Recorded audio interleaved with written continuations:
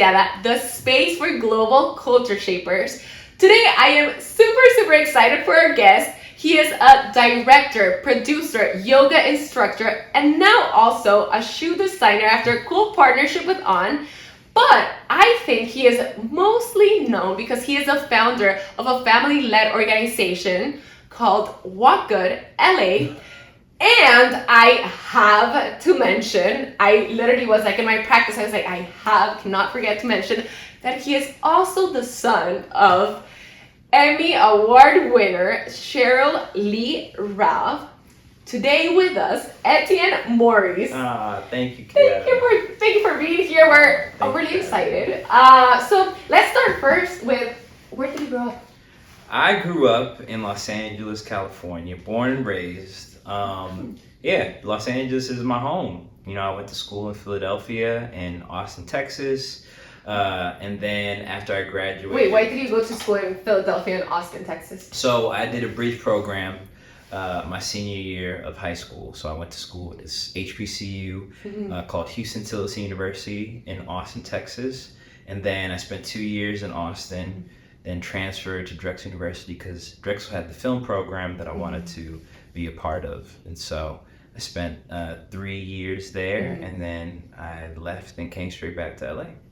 Wow, okay. You just literally told me your whole life story. Only a part. So let's go back.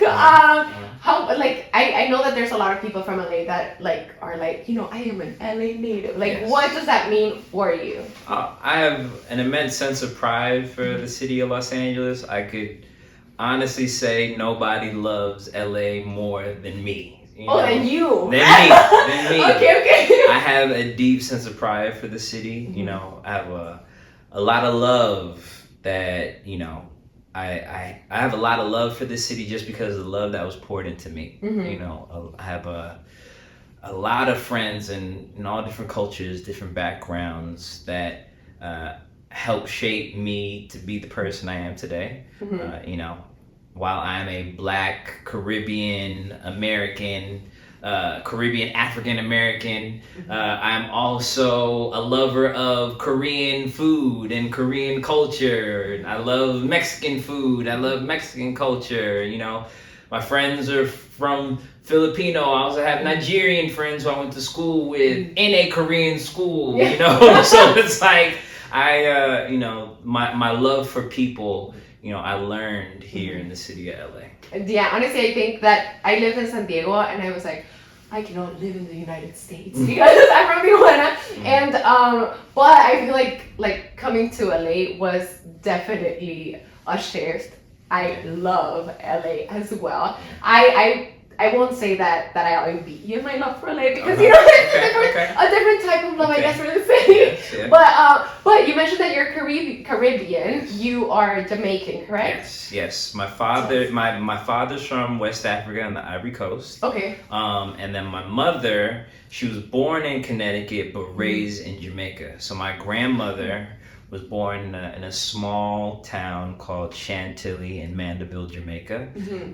And then my grandfather on my mother's side, he was from Connecticut, not Connecticut, he was from North Carolina. Oh, okay. And then, so yeah, I have like a whole lineage of the diaspora in my bloodstream. Yeah, okay, I'm wondering, to be honest, I don't know much about the Jamaican culture. And so, how was it being like Jamaican in LA? Yeah, so I learned, you know, much of my artistic skills, my life lessons in Jamaica. My grandmother would send my sister and I to Jamaica every summer to be with my grandparents.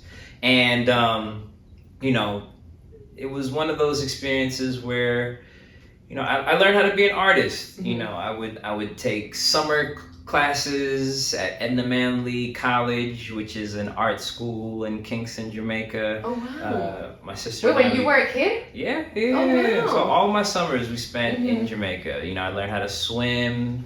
I learned how to play many sports in Kingston. You know, I learned good food being in Jamaica. You know, growing up having the opportunity to be able to visit countries outside of the U.S. Was really to our benefit. I learned that there was a life outside of the U.S. And I got to, learn a whole new culture that, has informed all the work that I'm doing right now with WalkGood. Just like I have an immense sense of pride for the city of Los Angeles, I have just as much of the love that I have for LA, I have for Jamaica. Yeah. And like at your household, how do you feel like your culture was present, given that you were interacting with so many different cultures here in LA? Like how was that part of your identity growing up? Yeah, so my mom was always working on different sets and always traveling for different speaking engagements. So we had a nanny growing up, and Miss May is like my second mother, and she helped raise my sister and I, and she's from Jamaica as well. Oh, wow. So we had the blessing to have Miss May in our home, who would cook us meals, and she would take care of us, and we learned a lot about our Jamaican culture through her as well. So that was very prevalent in our household, from the music that we listened to, the food that we ate, the Bible verses that we learned. So I love that. I attribute a lot of what I know as a Jamaican to obviously my grandmother, Ivy Ralph, but also Miss May. Well, okay, and I have to ask, how was it being the son of an actress? Like, you had, access to, I guess, like different space that not a lot of people have access to, and what did it mean then? But like, obviously, I want to talk eventually about what does that mean now? But growing up. Growing up, it definitely had its highs and lows, right? The accessibility of being on sets and, getting to know celebrities on a personal level, it was definitely great, when you're a child, because you could say like, oh, I know that person in real life. But I think the downside of it, would be the fact that, my mother was working a lot. And I think when you're young, you kind of resent the fact that mommy's always working, because you don't have this understanding that, mommy is literally putting food on the table by all of her jobs, and she's really just doing what she can to make ends meet. So like, while people would see her on TV, a lot of people don't know that while she's working hard, she's literally just putting food on the table. She's been very vocal about, her life journey after she divorced my father, and how difficult that was for my sister and I. How old were you when I was 8 years old. I was 8 years old okay. when my parents divorced, and that was very difficult.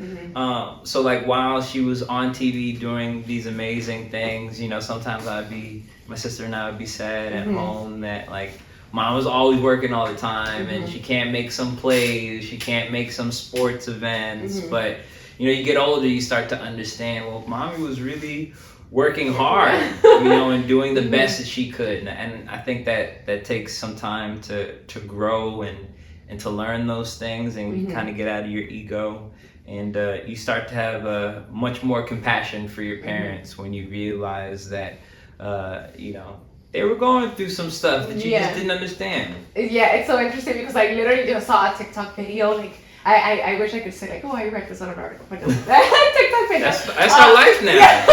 Yeah, but this is a very specific like TikTok type of video because it was this guy that was literally crying on his screen, and he was like, sometimes it just like makes me so sad to think that my mom is just a girl. And I texted my sister, and I was like, oh my gosh, to understand, that parents are also figuring it out and trying to make ends meet, but also struggling in their own journeys, and that we're not the center of their lives sometimes. Me and my sister have always been the center of our mother's lives. I would never, ever say that.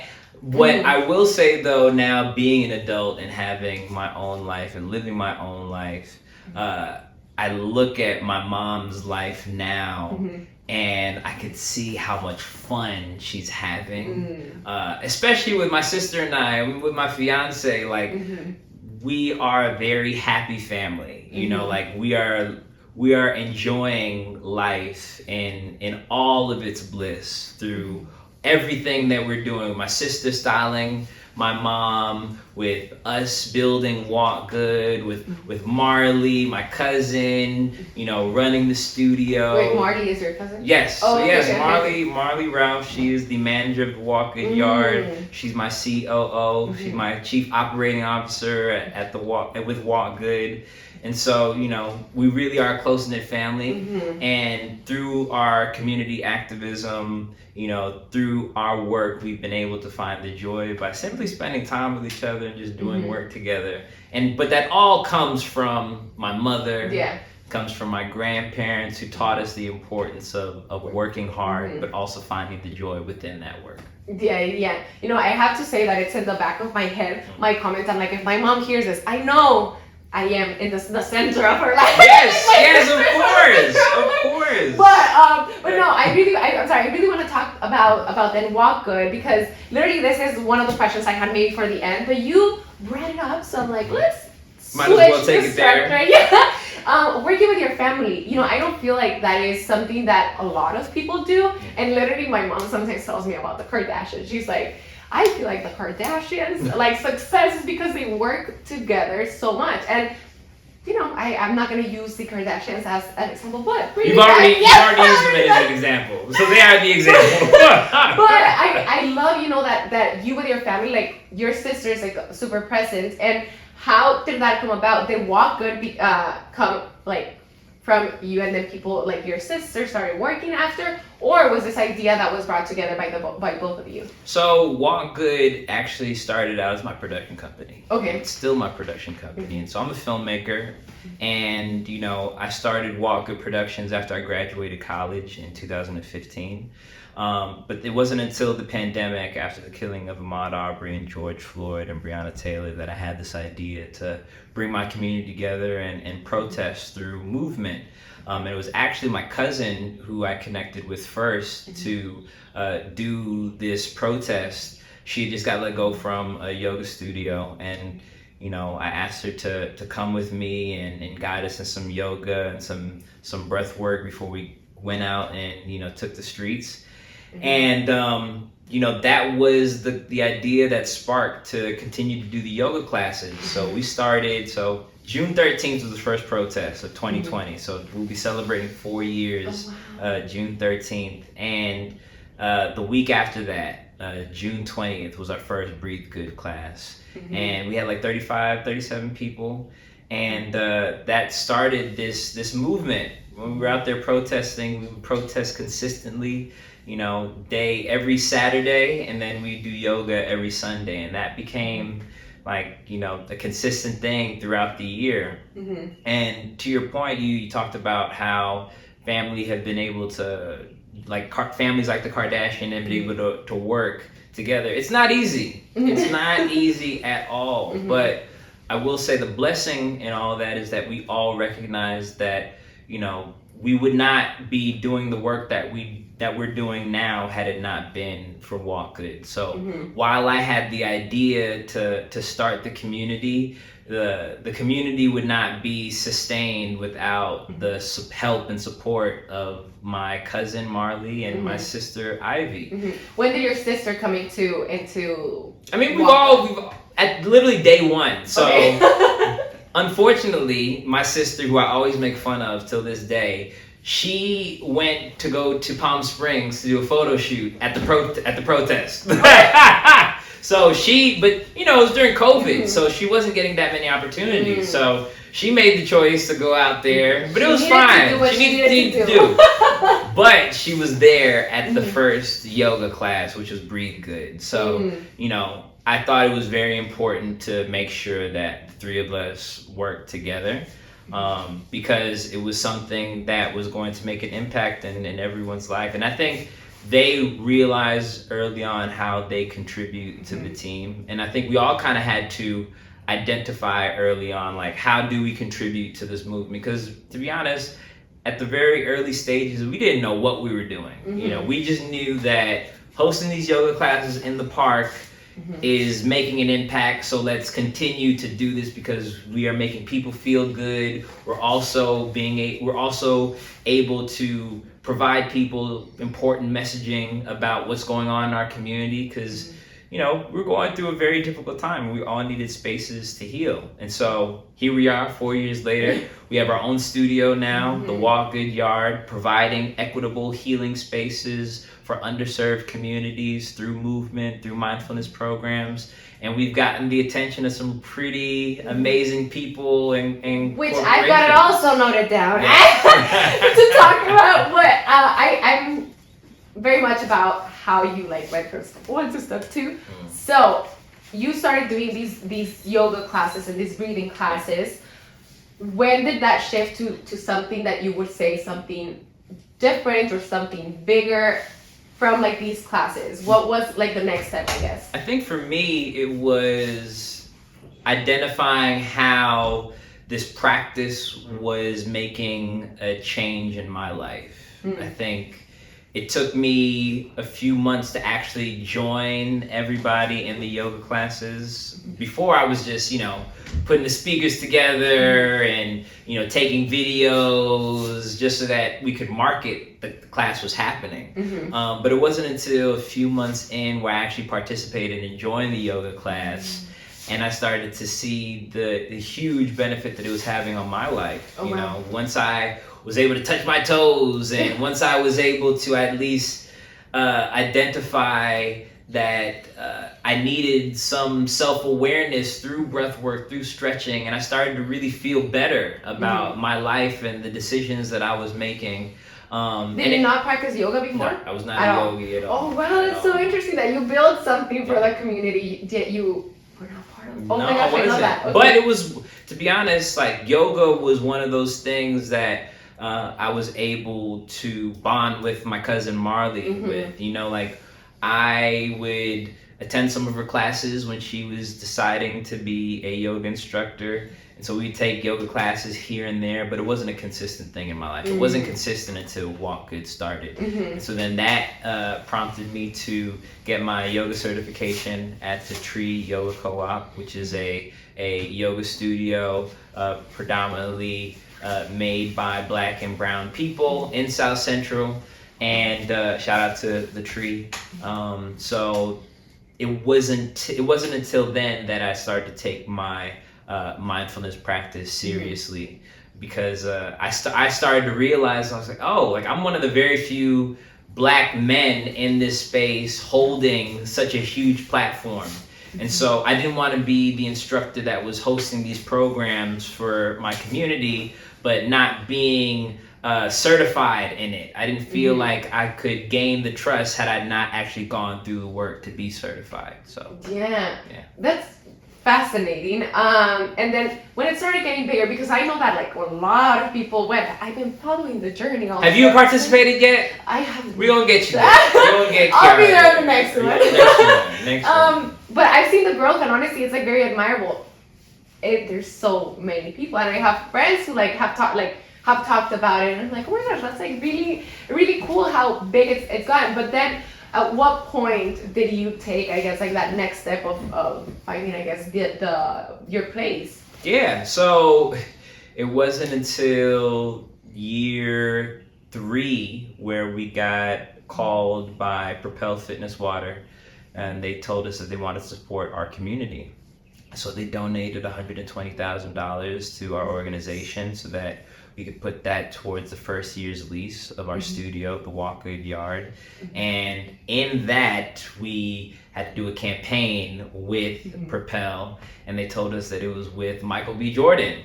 And so I was like, oh, this is amazing, because what they didn't know was that Michael B. Jordan's brother supported WalkGood at the very first protest that I was telling you about. It was funny because I was going through photos of the first protest, looking at looking for photos to share in our 3-year anniversary, and I saw his brother there. I was like, yo, this is crazy. Like, his brother was there day one with us. So the fact that now Michael B. Jordan wants to support our community, you know, it was like divine, you know, and that's what this whole process has been. Like when we talk about just these next steps, you know, each step has been a full circle moment, you know. When you got that I guess it was an email of it was. I got a call from my manager. Oh, a call. Yeah, I got a call from my manager. And it was like, say, Propel wants to support your community, and so that's how the WalkGood Yard happened.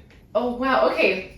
Now I'm going to maybe take a different route because I don't think I've ever talked in the podcast about managers and about teams. Yeah. Shout out to Ray Hughes Management, my manager Kevin Kitses. He's amazing. And managers do a lot of work. Like they're your team, right? Can you talk about maybe how you developed that partnership? Got a manager. Was he a manager for WalkGood, like for you as like the founder of WalkGood, or for you as a director? Or everything? He just represents me and all my entities. So, you know, they're the ones building the relationships with other marketing agents, you know, trying to find opportunities that work within the best interest that will align with all WalkGood mediums, whether it's WalkGood Productions, WalkGood LA, you know. Again, WalkGood Productions is a production company, is the for-profit business. WalkGood LA is a non-profit business. So what's been beneficial to me is, since both of them are really, I'm both very passionate about both things, right? But the cool thing about what we do is a lot of things that I'm included in campaigns, that's my talent fee. So this, I'm about to drop some knowledge on you real quick, right? It's very necessary. Yes, it is necessary. Talk about it. So, you know, because I'm passionate about WalkGood LA, I always make sure that anything that I'm involved in, you know, a percentage gets donated to the organization. So, for instance, with the Propel deal, we showed up, they paid WalkGood Productions for being on camera. So as WalkGood Productions, we are able to choose who we want to be in the campaign with us, and then WalkGood pays out the talent to be a part of the campaign. Now, separately, Propel donates additional funds to WalkGood LA to actually support our initiatives. So many of my deals are set up that way to actually support the work that I'm doing in community, because there would be no Etienne if there was no WalkGood LA. Like, I don't think any of these brands would be reaching out to me had WalkGood LA had it not been started. So, you know, it's important that both entities get the support that it needs, because, you know, it's a business. But more importantly, you know, WalkGood LA is providing spaces that, you know, communities of color needs. And, you know, we've tapped into a very niche market, but the most important thing is that we need spaces for us to heal. And if WalkGood can provide that space, then why not? Yeah, it's very smart. And were these conversations something that you had, like these decisions, were these decisions something that you talked about with your manager, or is this something that came from maybe your conversations with your family? How did you make this decision? Yeah, so, you know, when I was looking for a manager, you know, I got in touch with this manager because, let me see if I can bring it back. So my mom had a makeup artist, and my mom had a conversation with me over the phone about finding a manager. And the makeup artist like, hey, I have a publicist friend who knows a manager, then I think they could possibly have a meeting. So she reached out to her friend Charlie. Charlie and I built a relationship. We had lunch at Soho House one time, talked about, you know, me being an actor and a director. You know, this is before WalkGood LA, right? So then Charlie introduces me to Ray and Kevin. I had a Zoom with them. Now at this point, I started WalkGood LA, but still had passion to be a filmmaker, director.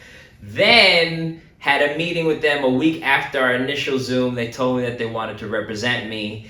And then about a month into our working relationship, I had built a relationship with On, the shoe company that we just designed a shoe for. And then that was our first working project to start developing, you know, how could we develop this partnership with On. And so that's like how everything kind of started. Now here we are years later. I've now produced, you know, several campaigns. You know, I'm about to be shooting something very soon that I can't talk about just yet. So now I'm like, it's interesting. I reflect on my life now, and it's like I had to. Look at my. No, you cannot get that right now. I have to watch. Big Brother's always watching. But I was talking about this with some friends of mine earlier, and I was saying how I literally had to put my career as a creative on hold to really dive deeper into my own well-being. And now, having done that, I get to dive back into my creative passions as a filmmaker, as an actor, because I did that work on myself. Yeah. You know, and a lot of times, you know, you grow up and you think, well, do I have to sacrifice what I really love to get to where I want to be? And sometimes you do have to just take a step away from the things that you want to do, because I don't know what you believe, but I believe that God is real in my life. I believe so too. And so I always believe that God is ordering your steps. The universe is guiding you to where you're supposed to be. And I think God was telling me, you need to build this community. You need to focus on your mental health and your well-being, so that when you come back to this opportunity, you're going to be prepared for it. And I think now I'm prepared more than ever. No, I want to talk specifically about relationships, like building those relationships. And I'm like, I really was committed to talking about how we met. Yeah. You remember? So random. It wasn't random. It wasn't random. It was just how it was supposed to be. It was meant to be. Yeah. But so I worked, and I don't know if you remember all of this backstory. I remember the whole backstory.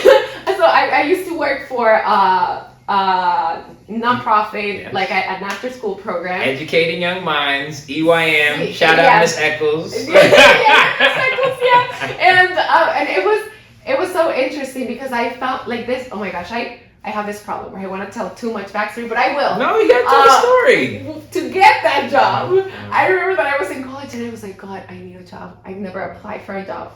I don't know how to do it. So I went to a networking event. Okay. And that there I was handing off my resume. I met Miss Eccles, and literally like a month or so passed, and I was like, God, I've tried. I was like, I need a job. And interesting fact, literally all of my jobs that I've gotten have been from prayer. But I was like, God, I need a job. Like, I need one to fall from the sky. Miss Eccles calls me, and then she's like, oh my gosh, like, I would love to interview you. I'm sorry it took me forever. When we met, she interviewed me, and she was like, yeah, I lost all of the resumes except yours and someone else, but I'd love to hire you. So then she hires me into this this after school program. I worked for her for a few months. I quit. Later, I saw, I can't remember her name, but another teacher, who also worked there for a long time, and I saw her at this I think it was like an African American market. Was it Miss Evans? Miss Evans, yeah, yes. Now, funny story, you bring her up. Miss Evans was my third grade teacher. Oh, yeah, my second grade teacher. Yeah, Miss Evans was my second. Shout out Miss Evans. Yeah, Miss Evans. It's because of you that we're here. That was my second grade teacher. She told me, she was like, oh, what are you doing now? She was selling some stuff, and I told her that I was like, oh, I'm now into entertainment, because back in the day it wasn't. And then she was like, I know someone that you should reach out to. His name is Etienne. Like, you should reach out to him on Instagram. And so I was like, thank you. So I messaged you, and I remember you had thousands of followers, and I was like, this man will never see my message. But you can only try. And I was like, hi, Etienne, I'm Miss Evans. So she told me to reach out. And I remember you didn't respond, but then you sent me a message for the African American Film Critiques Award. Hey, I need a volunteer. And I think this was weeks later after I sent you the message, and I was like, I'll be there. And then that's where we met. Yeah. And then this was 2019, I believe. And what was the experience like for you when you were working with me at Africa? Oh my gosh, it was so fun. I was like there in the red carpet, and it was like one of the first times that I was in a setting. I actually think that was my very first film, like I guess like entertainment event. Yeah. And it was fascinating. I like walked the red. It's so funny because I had to walk the red carpet to like bring these are like the randomest stories, but to bring. I love hearing them. I love hearing it. Yeah, it's like one of the beginnings. Yeah. You know, to walk this actors like act as a publicist for her, and I crossed the red carpet, and then later during that time I was doing an internship at Macro, and I saw Stacy, who is Charles King's wife, and also she's like the brand person for Macro. Shout out Stacy King. Yeah, to these incredible people. And so then I was like, hi Stacy, and she was like, Kiara, I saw you walking that red carpet. I was like, okay, yes I was there, but I wasn't actually like, it wasn't for me, but yeah, you saw me there. I was walking there, and I don't know if you noticed, but this is the randomest thing. I ended up on stage handing an award for, I think, the Harriet Tubman Award. It was, what's it called? The film. It was for the film. It was for the film, and I was like, there. That's so funny. Very random. You didn't know the story. But you know why I love hearing this story so much is that I didn't know that it was your first entertainment opportunity. But you think about what I love most hearing your story is that you prayed for an opportunity, right? And it all came together how it's supposed to. All these relationships. My second grade teacher you would connect with, who now works at the school, because I went to Educating Young Minds. Oh, okay. So yeah, that's how I know Miss Eccles. So Miss Eccles is a dear mentor, family friend of mine. So she was the one who reached out to me and told me that I should connect with you. So when I saw your DM. Oh, Miss Eccles? Yes. What? Oh my God, that's so nice. That's how I knew. So she was the one who made me, find you. And so when I saw that you sent me a message, I reached out to you and said that I needed some help at the AFCO Awards, which I was directing. So. Wow. Yeah. Okay, I did not know Miss Eccles. Yeah. Thank you, Miss Eccles. I love her. Oh, I know. Okay. Well, we're gonna do a quick break because we're at time, but we'll come back to talk more about these things. Thank you. La Artisteada. If you're a business owner and would like to promote your brand with our community, hit us up on our email at laartisteadapodcast@gmail.com. And thank you everybody so much for listening. Make sure to subscribe and connect with us on social media. We would love to hear from you. And now, back to the chit chat. Okay, we are back. So I'm actually going to take you. We left on a very good story time, yes, but I wanna get back to maybe your upbringing, because I heard your thinking out loud episode, and I was fascinated also by like that part of your story. Can you talk a little bit about your college, like when you went to college and like that experience that you talked about in that episode? Yeah, so I went to school, like I said, in Austin, Texas at Houston Tillotson for my senior year. Then when I transferred, went to school in Philadelphia. During that time, I can honestly say I was not the best student. I was not focused. I was not doing all the things that I needed to do when it came to my academics. And why was that? I feel like and I say this because I'm like thinking about when I went into college. I remember I struggled. Like I was like, oh my gosh, am I stupid? Like how am I here? Yeah. And you can sideways lean more into the things that you are actually enjoying. So yeah, I was very much a social butterfly. I was a social butterfly. I was always doing things outside of school. But then when I was passionate about a specific subject or a specific class, that's when I was my most engaged self. But with my distractions, I was heavily into partying, drinking, smoking. At that time Molly was like a thing, so I would do Molly occasionally.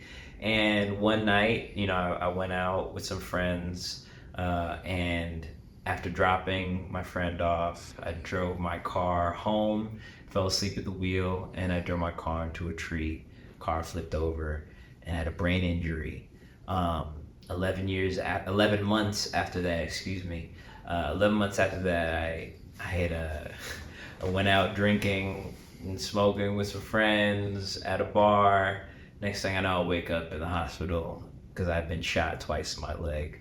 Graze bullet up my eyebrow. I don't remember that happening. Now, up until this point, to this day, I can't even tell you what happened that night. All I remember is just being at the bar and waking up and having 2 bullet holes in my leg and a graze bullet up my eyebrow. And so, it's interesting you even bring that story up because that has become a part of my journey, right? And my journey could have stopped then. I could very well not be here on this couch with you telling my story of survival, But the most beautiful part about my life journey is that I'm alive, first of all, but I can use my story in a real, authentic way to share how I've been able to use all of this trauma and turmoil that I experienced to propel me to the life that I've always wanted. There are a lot of young men, a lot of young women who have gone through something that I've been through. But I could tell them, hey, while you might have gone through that, you didn't let that moment define you because you have a lot more of life to live. And I would love to talk a little bit about the mental health aspect of that moment. And, I feel like as an outsider, people could think like, oh my gosh, but you had everything, your mom was an actress and you had access to the industry that you wanted to get into. Like, why were you feeling that way? And I'm wondering, like, why were you feeling that way and what was the moment that took you out of that? Yeah, so it's funny you even bring that part up because a lot of times I talk about what happened, but a lot of times I don't really speak to the root cause of why I was making these poor decisions. And the reality for me at that time was that I was really dealing with my grandfather's illness. He was becoming very ill from prostate cancer, and I could slowly start to see him like wither away. And it got to the point where he was in the hospital, and eventually, not even in the hospital, he passed away in our family home. And that was very traumatic. That was the first time I really experienced death so close to me. Somebody who had made a real profound impact on my life. And it was really hard for me to cope with that. And so my gateway was drugs and alcohol and partying and just trying to get away from, everything that I was feeling inside. I didn't have yoga, I didn't have meditation as a tool for me at that time. Did you believe in God during this time? Of course, I've always believed in God. There was never a time where I didn't believe in God. I grew up in a Christian household. My father's Buddhist, so I've had the best of both worlds. Like I believe in the Buddhist practice, but I also believe in the teachings of Jesus Christ. I feel like we should all be like Jesus, we should all work towards showing more compassion to one another. And so my grandfather taught me those beliefs and those values and those skills of loving a person for their humanity. And so when he died, I was really, really sad, and I was really, really depressed. And I developed these unhealthy coping mechanisms that led me down a really dark path. And then once I got shot 11 months after the DUI, I think that was my wake-up call. I saw the looks on my parents' face, and I just remember seeing this. It was like a mix of worry, frustration, and anxiety and disappointment. And I didn't want to ever make my family feel like that ever again. And so I made the decision not to smoke or drink after that. And so, the work that I do right now at WalkGood, it's my hope and prayer, and it's my life mission to make sure that young kids have the opportunity to heal and kind of identify those spaces that don't feel good within themselves, and have the strength and the courage to express themselves in a healthy way and develop healthy coping mechanisms through mindfulness, through breath work, through movement, and through WalkGood. So, I want to make sure that kids have those tools that I didn't have when I was young. Yeah, definitely. And it makes a lot of sense when you say that those moments don't define you, right? Like sometimes I like to think of myself because I made some like dumb and stupid little decisions that I just came back to me, and I've been telling this story way too often, but I need to tell this random story. But this we is all not do. as serious. Okay. This is not as serious as your situation, because your situation was very serious. But I used to send memes to like famous people, and I just met one person that I used to send memes to, like literally this week, and I was so embarrassed because like he was like, "Oh, let's like follow each other on Instagram." Like he opened the messages and I was like, "Crap." Oh no! But these He things, saw it? but it's so funny because I'm like, oh my gosh, these things like sometimes, I'm like, oh my gosh, why was I doing that now that I'm in the industry? But I'm like, you know what? Kiara in that moment, like, didn't know that Kiara in the future would be in these spaces. Oh, 100%. And I think that it's a very funny thing, but it's also like, oh my gosh, like, I was just like doing stupid little things, and it's okay because that was the version that I needed to be in that moment, and because of like, and this is just like a stupid little example because there were other decisions and I'm like, oh my gosh, why did I do that? But it's like my understanding from who I was in that moment was making those decisions out of what I was experiencing, and what I understood to be the best decision in that moment. And you only realize that until like later but even now, we keep making like certain decisions, but it's like, no, like what opportunities do you have for you to make the best ones? But look how life reveals itself. Look at how the universe works. Look how God works. The fact that you would reach out to me and I would give you your first opportunity in the entertainment business, and now here you are 5 years later interviewing me on your podcast, right? I think life is divine that way, whether it be for good or for bad. There's always a life lesson in every choice that we make. I'll tell you a funny story. When as we presented our shoe with WalkGood and On, we presented it at Penn Relays. Penn Relays is a big track and field event. It's the oldest track and field event in the world, and it happens at University of Pennsylvania.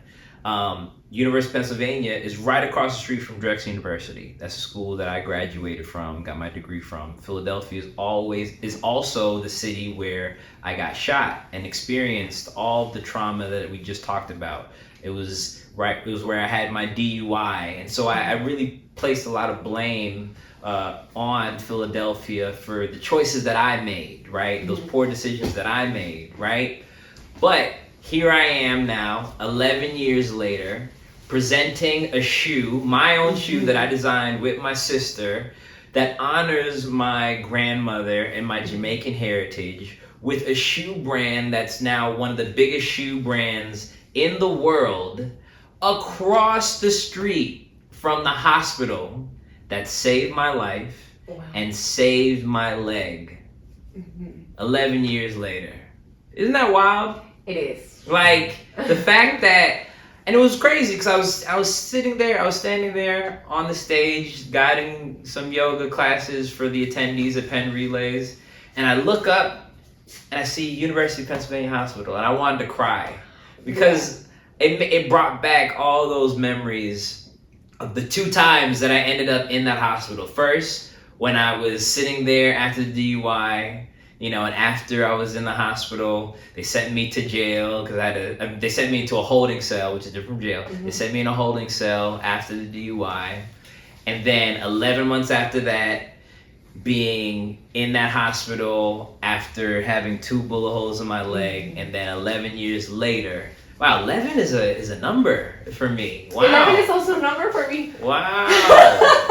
Yeah. That's crazy. So yeah, it's divine. So again, I know in my life, I know I'm here for a greater cause. I'm here for a purpose, and the fact that I can celebrate that and share my story and use my platform to share my love for life and purpose, I think that's why I'm here today.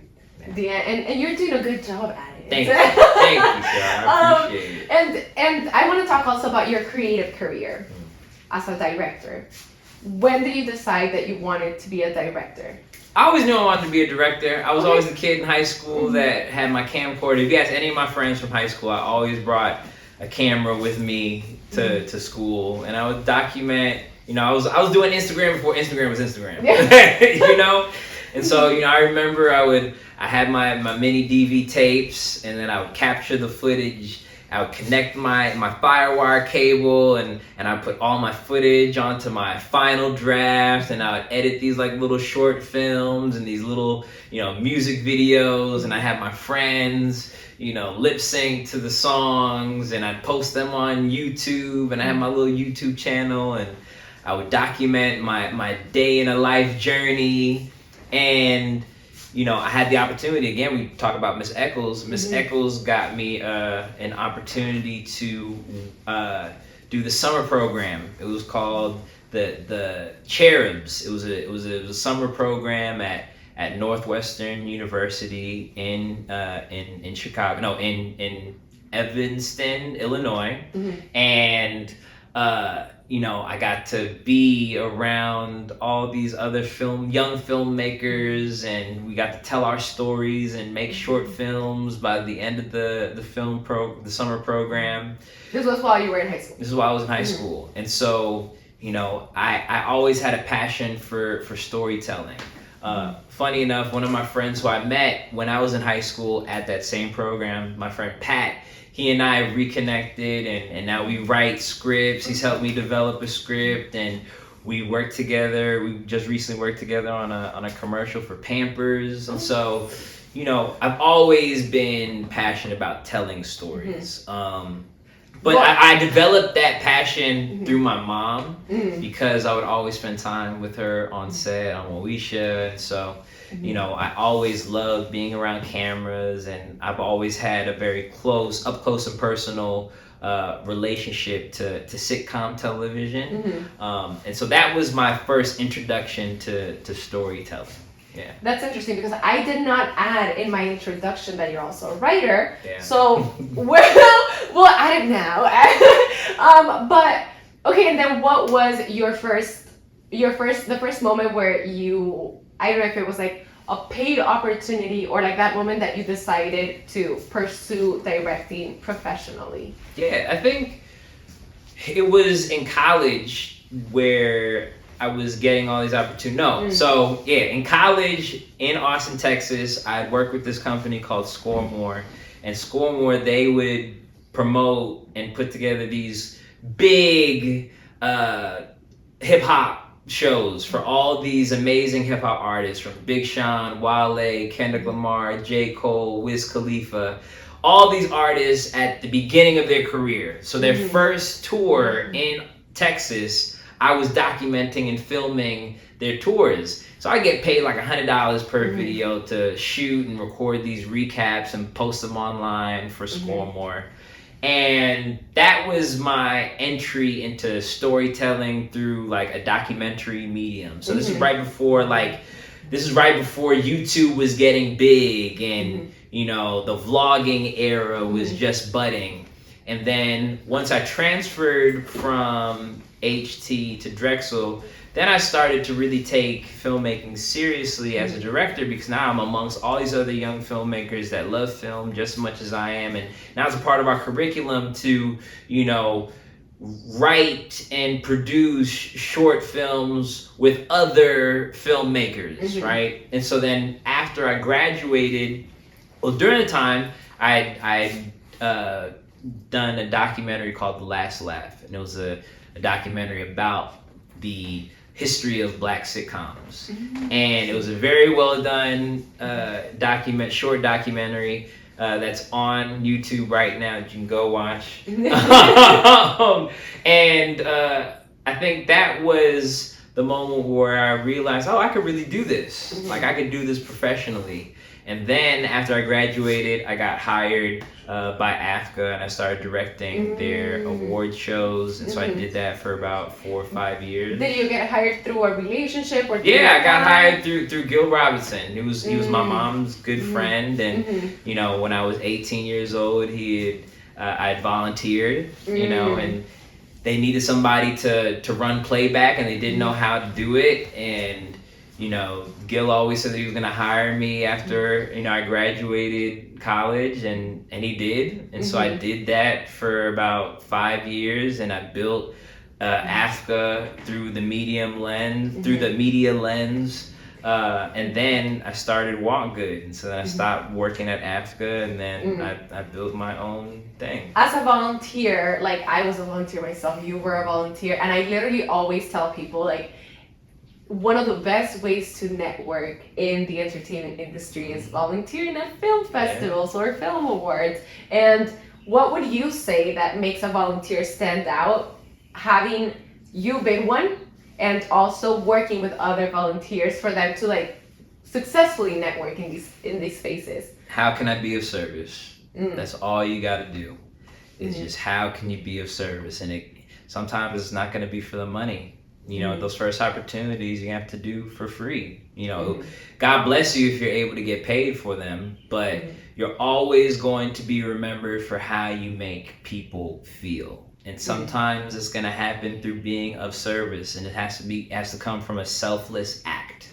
And much of my opportunities, my relationships that I have is because I literally did it just to be of service. I mean, even the work that I'm doing right now, it's like being of service has become my purpose, you know, and, you know, it all started by just like lending a helping hand. And people will always remember that. People will always remember how you were able to just help them out in the beginning stages. And so those moments are important. Yeah, I definitely agree. I think that, like, having been a volunteer, like at this one, then I was also a volunteer at the, it's a very long name, Los Angeles Latino International Film Festival. Like, that one also helped me move forward with my career. Like, I met the CEO, and he was like, oh, you should volunteer. And because I volunteered, I feel like that helped develop the relationship, which, you know, always helps. And I guess, like, what is also, let's give more advice now that you are like building